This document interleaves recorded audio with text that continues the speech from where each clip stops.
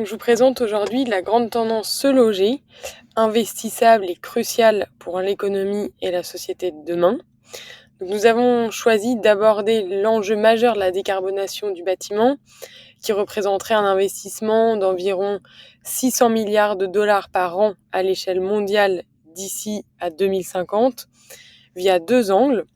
Le premier, celui des émissions de gaz à effet de serre liées au secteur du bâtiment, en partant du constat que 22% des émissions de gaz à effet de serre à l'échelle mondiale sont causées par le secteur dans son ensemble. Et le second, celui du mal logement et de la précarité énergétique, puisque selon les Nations Unies, environ 1,6 milliard de personnes, soit environ un cinquième de la population mondiale, vivent dans des logements qui sont inadéquats. Donc, pour pallier ces problèmes, ou en tout cas les adresser, nous avons identifié 4 leviers d'action: la rénovation énergétique des bâtiments, l'utilisation de matériaux durables et les constructions durables, la mise en place de logements et de réseaux urbains intelligents, aussi appelés smart buildings, et le développement d'une offre plus abondante de logements sociaux. Donc, avant de donner plus de précisions sur ces 4 leviers d'action, un petit rappel sur les raisons, les sources principales des émissions de gaz à effet de serre dans le secteur du bâtiment. Donc, il y a celles qui sont liées à la consommation que l'on appelle les émissions opérationnelles, donc liées au chauffage, à la climatisation, à l'électricité et à l'eau, par exemple. Et il y a aussi celles liées aux matériaux de construction et d'équipement. Et pour diminuer ces différents postes d'émissions, l'objectif étant fixé à 37% d'ici à 2030 par rapport au niveau de 2015, 34 pays ont adopté des stratégies de décarbonation du secteur du bâtiment et des feuilles de route au niveau national, mais de fortes disparités géographiques persistent, et cela est notamment lié aux réglementations qui sont très inégales à travers le monde. Alors, quel sous-secteur investissable a-t-on identifié pour répondre aux enjeux du logement et de la décarbonation du bâtiment? Donc, le premier, comme je vous le disais, c'est celui de la rénovation énergétique. Donc, il s'agit avant tout de massifier les rénovations, ce qui sera la clé pour la neutralité carbone, en priorisant les rénovations globales, performantes, plutôt que les actions isolées.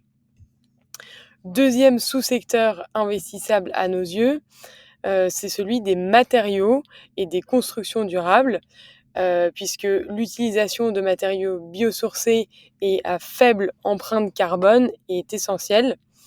Dans ce cadre-là, la provenance des matériaux est un point clé à avoir en tête, puisque leur relocalisation peut réduire l'empreinte carbone d'un bâtiment neuf de 50 à 100%.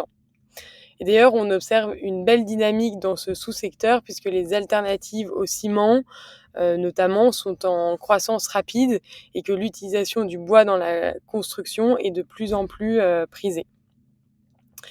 Troisième axe investissable à nos yeux et prioritaire, identifié par Kimpa pour décarboner le secteur du bâtiment, c'est celui des bâtiments intelligents ou des smart buildings. Donc là, c'est l'idée de se dire qu'on va construire des réseaux intelligents dans l'ensemble d'un bâtiment pour améliorer, par exemple, la gestion de l'eau ou améliorer l'utilisation d'un chauffage. Et là, le marché des bâtiments intelligents est aussi en forte croissance. Il était estimé en 2023 à 108 milliards de dollars et il devrait croître assez rapidement dans les 5 prochaines années, notamment grâce à une accélération réglementaire.